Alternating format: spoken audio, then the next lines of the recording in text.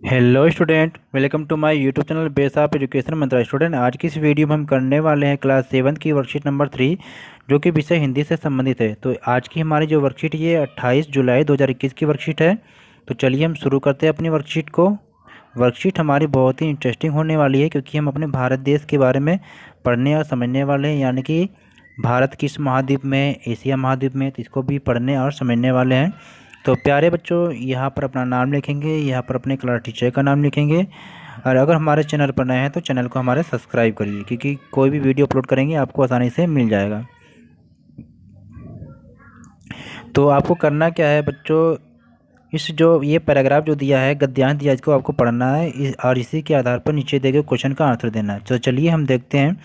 भारत देश क्या है, सबसे बड़े एशिया महाद्वीप में स्थित, यानी कि आप सभी जानते हैं कि एशिया महाद्वीप सबसे बड़ा महाद्वीप है और हमारा जो देश भारत है ये इसी महाद्वीप में स्थित है। तो जो उत्तरी गोलार्ध में स्थित है और इस दुनिया में छोटे बड़े लगभग लगभग क्या है 400 से अधिक देश हैं, जिनमें से भारत देश क्षेत्रफल की दृष्टि से 7वें स्थान पर, यानी कि जो हमारा देश है पूरे विश्व में क्षेत्रफल यानी आकार के आधार पर क्या 7वें नंबर पे आता है। और पहले नंबर पे बात करें तो आपका रूस है। और वही बात करें जनसंख्या की दृष्टि से, तो जनसंख्या की दृष्टि से भारत दूसरे नंबर पे है पूरे विश्व में। और पहले नंबर पे आपका क्या है, चीन है। तो मेरा देश क्या है, भारत ही ऐसा देश है जहाँ पर क्या सभी धर्मों के लोग एक साथ मिलजुल कर रहते हैं, यानी कि भारत जो देश है इसमें सभी धर्मों के लोग हैं। तो वहीं क्या सभी देशवासी मिलकर अपने देश की आन बान और शान के लिए कुर्बान होने का जज्बा भी रखते हैं, यानी कि जब कोई मुसीबत आता है तो सभी क्या है अपने धर्म को भूलकर भारत धर्म को अपनाकर सभी क्या है एक साथ मरने मिटने या लड़ने के लिए तैयार रहते हैं। तो मेरे देश को क्या है प्राचीन काल में, यानी कि मेरे देश को प्राचीन काल में आर्यावर्त, ब्रह्मावर्त तथा हिंदुस्तान कहकर पुकारा जाता था। मेरे देश भारत का जो नाम है ये भारत ऋग्वेद काल के प्रमुख जो जन थे भरत थे, इन्हीं के नाम पर पड़ा है। तो प्यारे बच्चों, ये थी भारत की एक महत्वपूर्ण जानकारी। आप तिरंगे भारत को अपने देख रहे हैं, जो हमारा प्यारा झंडा है। तो इसी के आधार पर जो नीचे दिए गए जो क्वेश्चन है, इस क्वेश्चन का आंसर आपको करना है। तो चलिए किया जाता है। तो प्यारे बच्चों, आपसे पूछा जाएगा कि पहला जो क्वेश्चन आपका है, फर्स्ट क्वेश्चन आपका जो है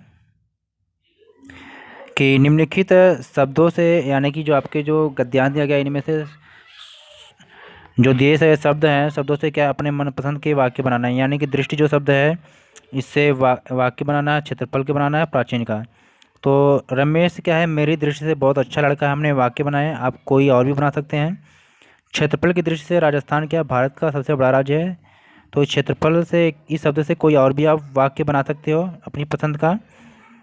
प्राचीन वाक्य से बनाना आपको कि यह स्थान बहुत प्राचीन है, तो कुछ भी आप बना सकते हैं अपनी पसंद का जो हो।